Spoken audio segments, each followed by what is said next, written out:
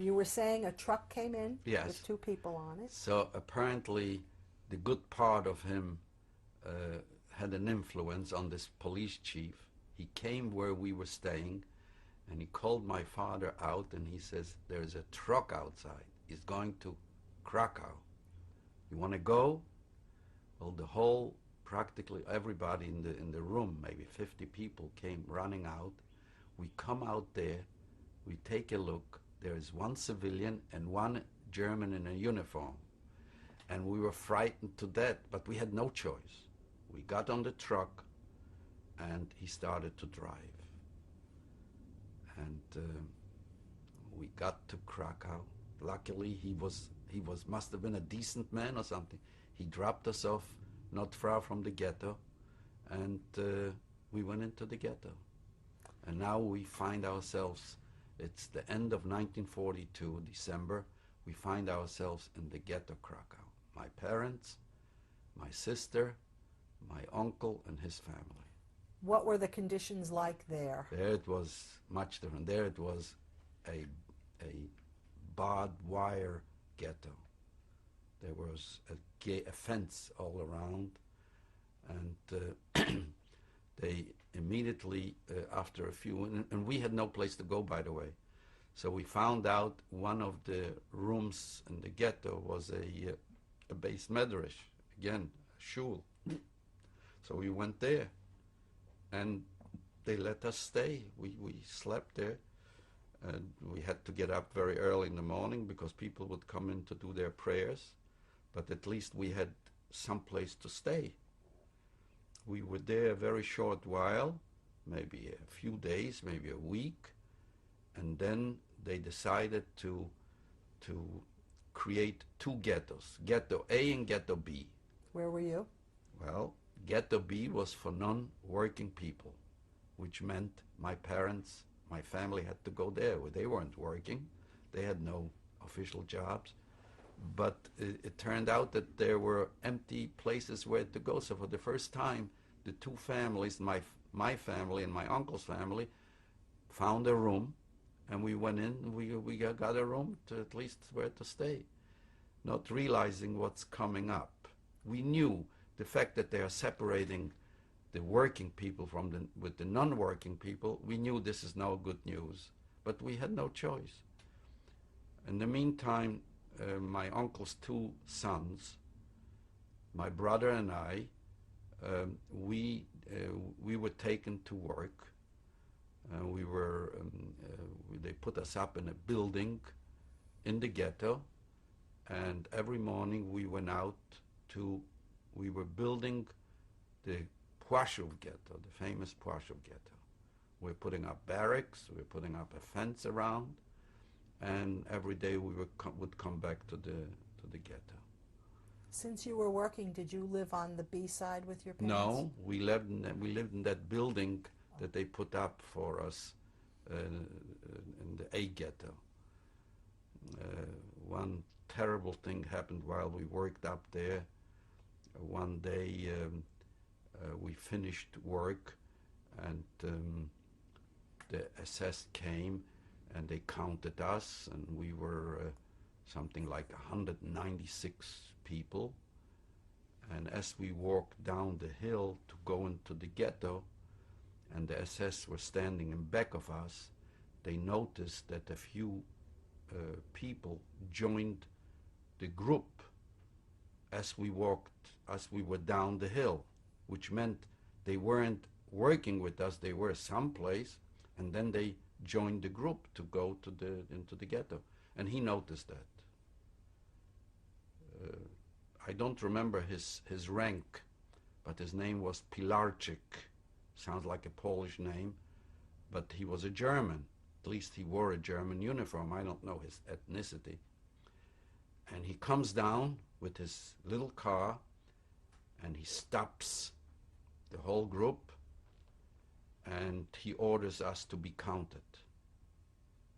And the capo and the Jewish policemen count us over, and we were about 6 or 7 people more than what we were up the hill when we finished the work. and he ordered the people that joined the group to come out voluntarily. Nobody comes out. Now he takes out his revolver and he insists, if you don't come out, all of you will be shot. One fellow walks out, and as soon as he walks out from the group, I can still see with certainty, he took out his revolver and right into his head, a shot. And the man falls on the ground. There was snow, patches of snow on the ground. And now he orders us back up the hill. I was sure that this man on the ground was dead. Later on, it turned out that he was only wounded. And he survived the war. A man by the name of Varzecha. I hope he's still alive. I met him after the war in Israel. He survived the war. Now let's go back. We go up the hill, and this SS man, Pilarczyk, disappears. He says, I'll be back, you wait over here. He goes down. There was a nearby camp by the name of Prokochim. The Lagerführer there was a SS man by the name of Miller. In hindsight, I think it was Joseph Miller. I'm not sure about his first name, but Miller, that's for sure, was his name. He comes back with a contingent of a group of Ukrainian SS soldiers. We knew they are Ukrainian because they spoke Ukrainian, and their uniform, they were black uniforms with SS insignias. They come up the hill. In the meantime, it was already dark. And now they ask for these people that didn't come out to volunteer out. And again, nobody did.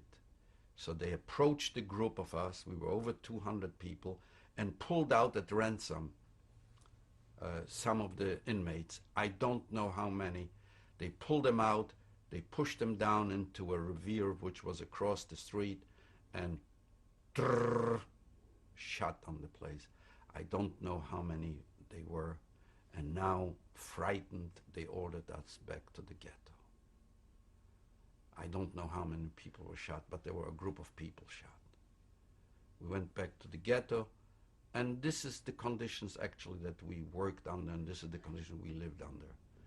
And then in the beginning of January, they liquidated that building in the ghetto, and they took us up to Płaszów, to the camp, and now we were living there also. Where were your parents? My parents were in Ghetto B. Did they come to Płaszów? No. My parents, while I was alone in Płaszów up there, my brother was with me also, my older brother, Michael, and things started to get very bad up in Płaszów. How? Well, we had very little food. They worked us very, very hard. They were beating us, shooting. Things were very, very terrible. And suddenly my brother became ill, and he managed to go into the ghetto. By the time he became well in the ghetto, which was maybe a few weeks later, things in the camp became even worse. And one Saturday, Miller came up to the camp with two more of the SS officers. I remember the names. One was Kunde and one was Hase.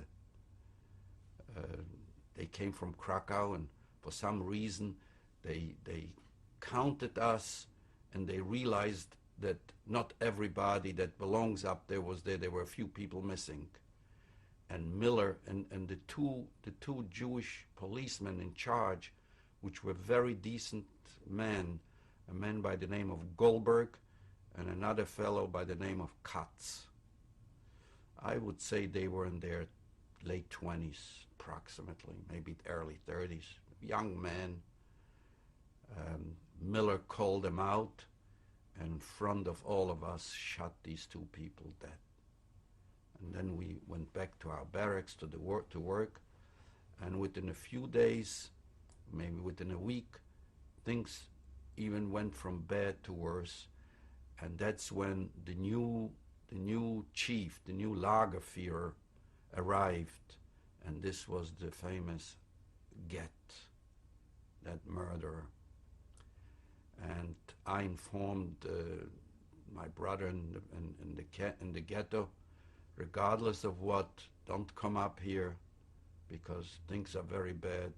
Whatever will happen to our parents, to my sister, to my uncle and his family, will happen to you. But here you have very little chance to survive. I did have with me two of my uncle's sons. They were with me. While you were in Ploshov, were you assigned any numbers there? Yes, we were all given numbers. The number in Ploshov was a four number amount. I don't remember the number in Ploshov. Did you have to wear it somewhere? Yes, it was sewn on my chest. I don't remember whether the right side or left side, and on my pants was sewn. The number was sewn on. Where did you sleep? We slept in the barracks. We had a barracks where we slept. We were there, and every day new people were coming up. And again, its conditions were very bad. Did you have an appel there every day? Every day, not one, two, in the morning and in the evening. This was one of their addition to the torture to stay on the appel. What about food? Were you given? Well, yeah, we were given food, very little. But in this camp, if you managed to have some money, there was still outside connection where people that worked on the outside would bring in some food because they had contact with the population, with the civilians, and you could buy something if you had some money, or you could trade a pair of socks for a piece of bread or something. How would people go about getting money in a situation? Well, some people came up with money, but they had it hidden. Like for instance, when I came up there, I had my father in the ghetto before I left sewed into my jacket something like 250 or 300 zloty. Now, for understanding matter, to know what is that, what could I have bought for 200 or 300 zloty? A loaf of bread. That was the whole, and I saved it. I didn't want to spend it. I managed without it because that was for an emergency. Although the whole life was an emergency.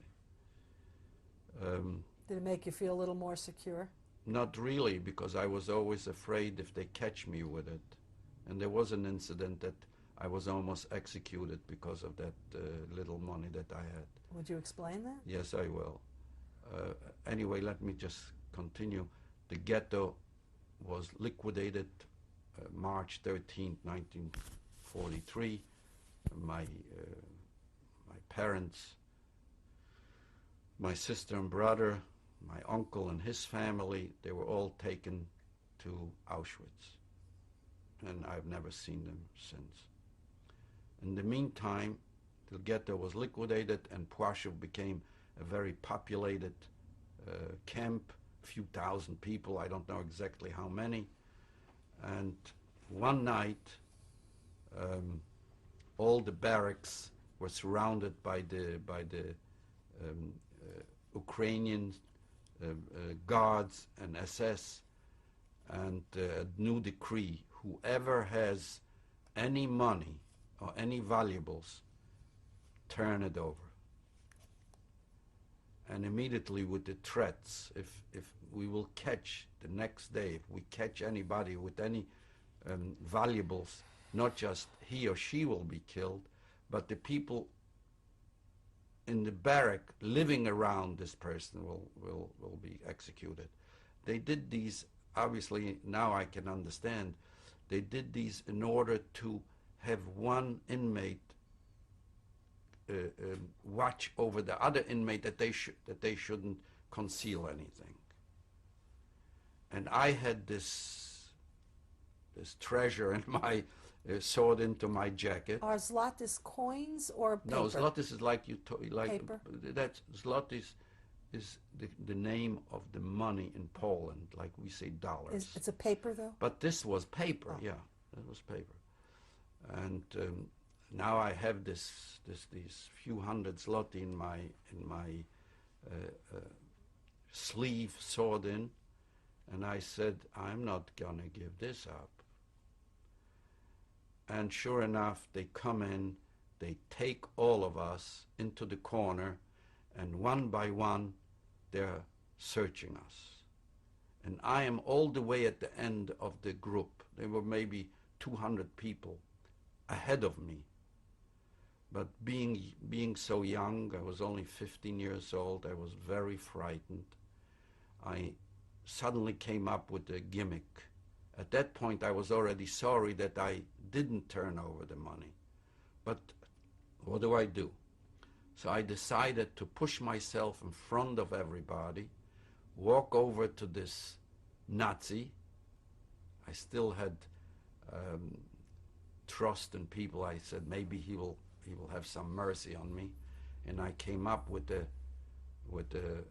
excuse that I got this suit the other day from the warehouse, and I don't know whether there is any money in this suit hidden or not. Luckily, apparently he didn't listen even to what I said. All he said is get undressed. And I start taking off my jacket, and I gave it to one of the guards, and he checked it out, and apparently he didn't detect it, and he puts it down on the floor. And I said, oh, at least now I'm safe. And I luckily got undressed completely, and they searched, and they didn't find it. Now they said, grab your clothes and run and go away. And I did, and my treasure was saved. But not so easy. Then for the next few days, the fear in the camp. One inmate is checking the other inmate, because everybody was afraid that maybe if they catch somebody with some valuables, he too will be shot. So after a few days went by, from there on, whoever was caught with money was really executed. But as the time went by, they relieved a little bit this harshness as far as having valuables. But officially, nobody was allowed to have any valuables. And this was maybe the end of March 1943. 1943 in the camp of Płaszów was very, very bad. Get like a madman every day, walked around and was shooting people at random. Groups of people were shot. People were brought in from the outside directly to the ditch where they were mass. Did you have any personal to do with Get? On one occasion, I had a personal contact with him. Would you like me to elaborate? Yeah. What was that? He's asleep.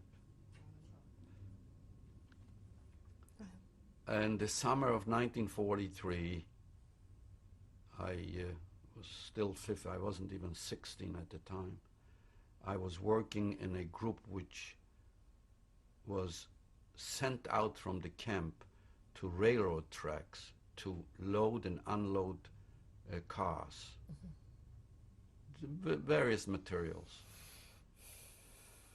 One day we went out to a railroad track which was just outside the camp. And while we were working, there was one man among us who spoke well Russian. The guards were Russian or Ukrainians, I don't know exactly.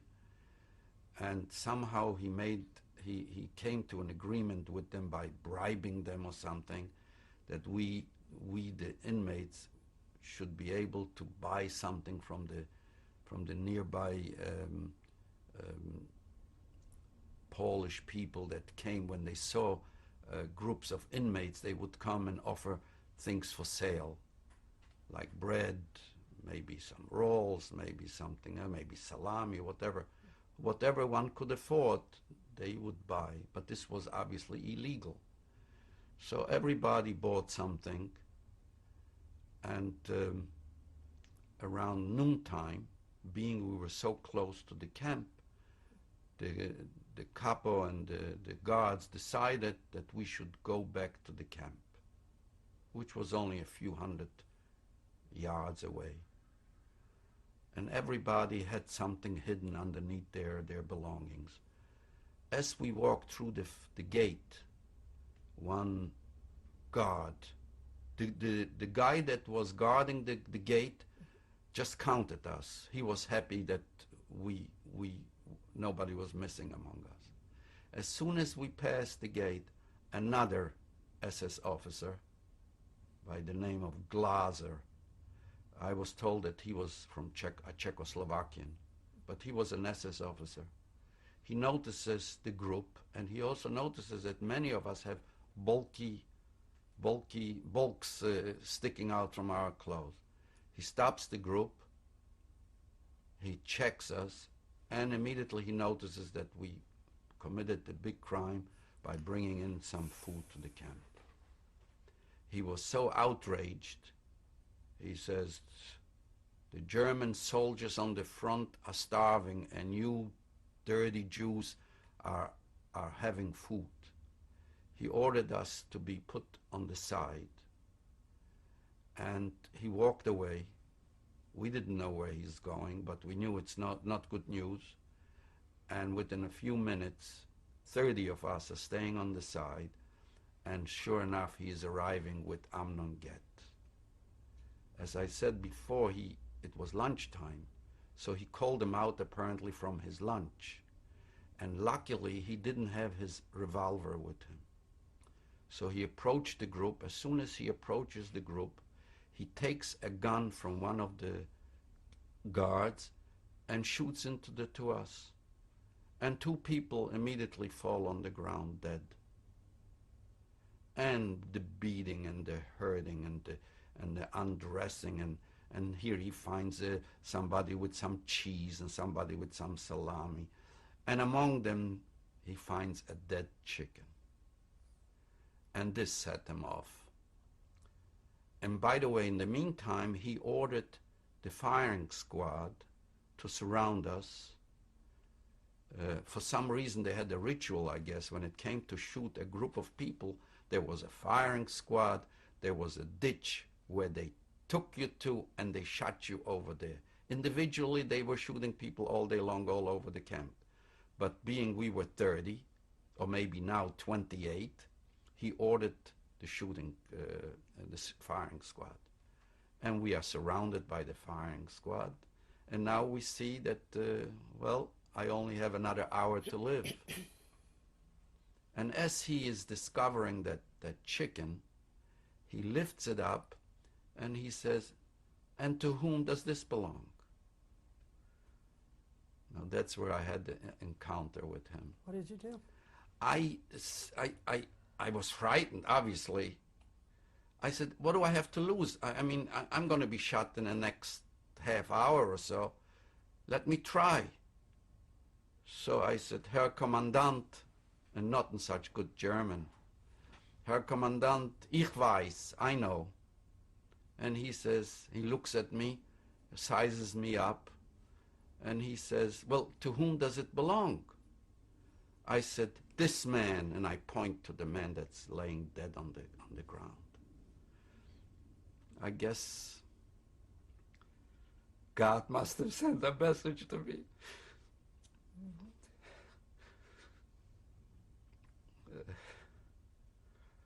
And he says,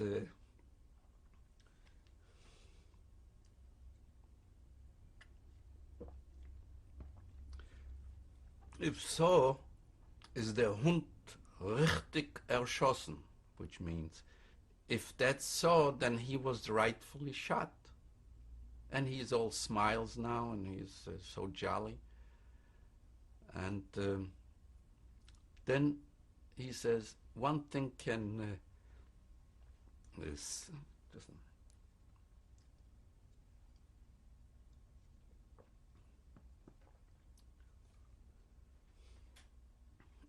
one thing can save you from immediate death. When you reveal where you have valuables hidden before you came to the camp. Now he's talking to a group of 28 people. And one man walks out, a poor man. He says he has hidden 2,800 zloty, which again was worth maybe $10, maybe less, in the barrack, in the camp. That was the wrong thing to say. So he was beating him mercifully. And I walked out. I figured by now I already had a rapport with him. I walked out, and he assigned another SS officer to take information from me.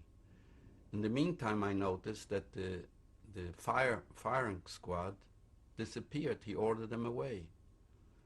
And this guy is asking me, yes, where is your... And I said, I don't have anything, any treasures, but my father had. And it's buried in the basement of the house in Jaloshitsa where we lived. Now, the truth of the matter is that something was hidden there, but I didn't know details. I didn't know where, I didn't know what, maybe my mother's jewelry, maybe some other valuables. And with that, this Get says that this entire group should be taken up behind the barrack and be given 100 on their behinds. Well, at least it's not being executed. So, and he disappeared, and they took us up behind the barrack, and they put out a table, and they brought the whips, and he wasn't there. There were other SS officers, and now they are ready. They prepared the condition and say, okay, first. And I quickly made a calculation that if I have to observe how other people are being beaten and then I should go on, that will be very difficult. I'll be the first one. And I pulled my pants down, I lay down on the table, and they started to beat me. And it is, I don't have to tell you how painful it was. I was screaming. Suddenly I feel a revolver to my head, and he says, I'll say it in English, if you don't start counting instead of screaming, I'm going to shoot you. So at that point I had to start counting.